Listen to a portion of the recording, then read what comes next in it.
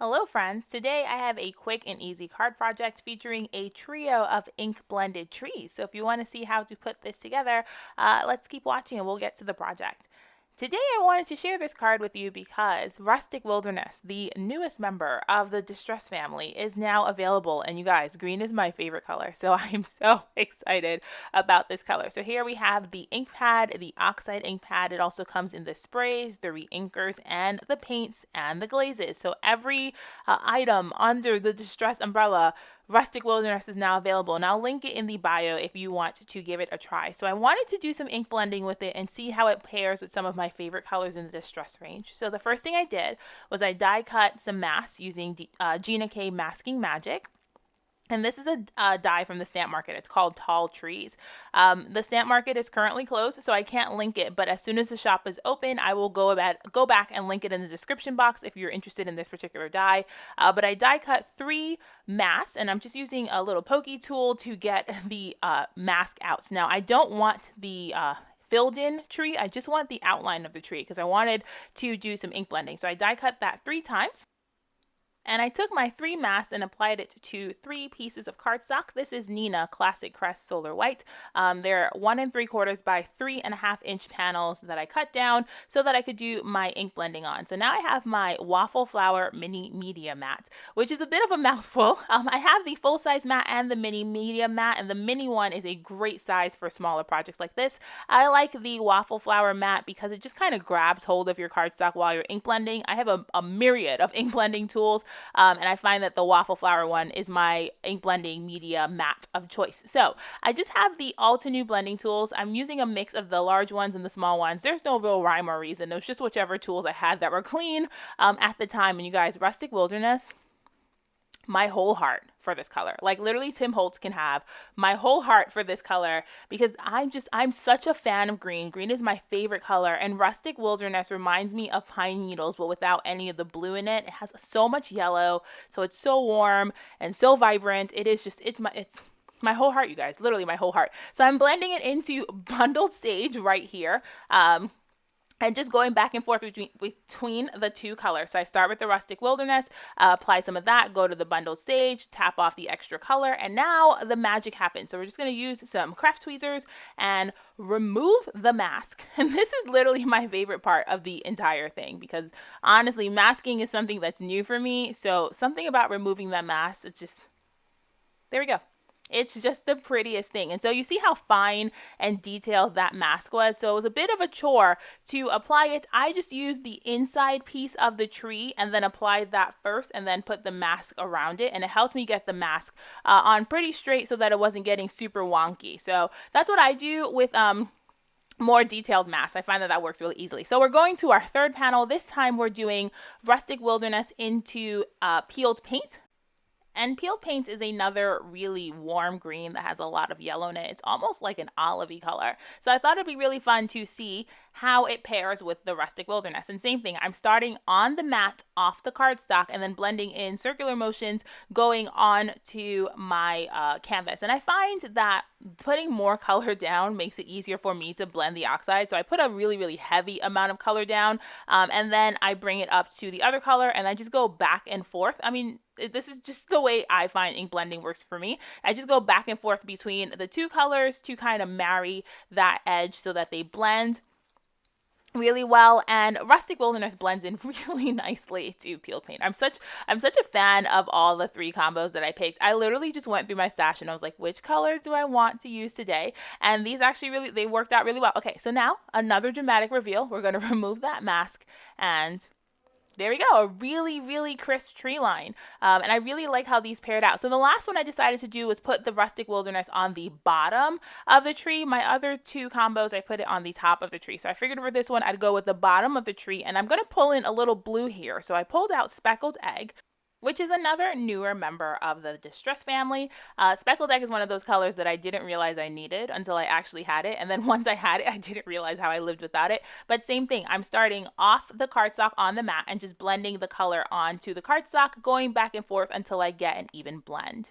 And just like with the other two panels, I just go back and forth between the green and the blue until they blend. Now, something about the way the camera is picking it up, it doesn't look like they blend really smoothly, but they actually blend really nicely. And even though Rustic Wilderness doesn't have a lot of blue in it, it still blended really nicely with the speckled egg. And there we go. So now I have my 3 panels, and I think they're just so darling. So I'm trying to figure out how I want to arrange them. And I actually go in and I trim them down a little bit. And I'm going to be honest, I do not a great job of trimming them down. My trees end up being a little uneven, a little wonky on the final card, but this is handmade, not Hallmark, and that's what I'm going to tell myself because my trees end up being a little bit wonky in the end. So here I have a Leaves and Berries background stamp from Simon Says Stamp because I wanted to do something to my card panel so it wasn't just like a flat white panel. So I grabbed some linen ink from Close to My Heart, and I stamped that on the white background. And again, this is another piece of Neenah Classic Crest Solar White in the 80 pound. And the linen just, it reads like a really, really light gray on this white paper. It's just so that the background wasn't a stark white. So you can kind of see it when I hold it up to the camera. It's a really, really faint panel. I like how it looks so much. So I then die cut that using my Waffle Flower A2 layers die, just so I got a panel that was a little bit smaller than a standard A2 card front, which is 4 1/4 by 5 1/2. Look at me pretending I know what I'm talking about. 4 1/4 by 5 1/2, and then there are my 3 trees that I've cut down to a smaller size so they fit on my card front. From here, I just added a little bit of Scotch foam tape to the back of my individual tree panels. I wanted to pop them up on foam, so I ended up just deciding not to pop up my entire card panel on foam so that this thing wouldn't be ridiculously dimensional. And then I added a little bit of Gina K Connect glue to the back of my foam, just so that when I went to stick it down, I had a little bit of wiggle room and could figure out exactly where I wanted my little panels to go.